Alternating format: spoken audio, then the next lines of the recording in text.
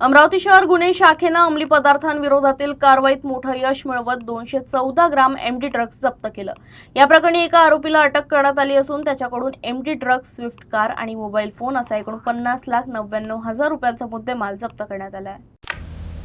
अमरावती शहर गुन्हे शाखेला मिळालेल्या गुप्त माहितीच्या आधारे पाटीपुरा परिसरात सापळा रचून ही कारवाई करण्यात आली। या कारवाईत सईद खान, शरीफ खान याला ताब्यात घेण्यात आलं।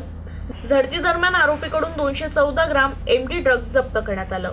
या अंमली पदार्थाची किंमत 42,80,000 रुपये असल्याचं पोलिसांनी सांगितलं। तसंच आरोपीकडून 8 लाख रुपये किमतीची स्विफ्ट कार आणि 3 मोबाईल फोनही जप्त करण्यात आले। जप्त करण्यात आलेल्या मुद्देमालाची एकूण किंमत 50,99,000 रुपये इतकी आहे। प्राथमिक चौकशीत आरोपी एमडी ड्रग्ज विक्रीसाठी घेऊन येत असल्याची माहिती समोर आली आहे। या प्रकरणी नागपुरी गेट पोलीस ठाण्यात एनडीपीएस कायद्यान्वये गुन्हा दाखल करण्यात आला असून या रॅकेट मागील इतर आरोपींचा शोध पोलीस घेत आहेत।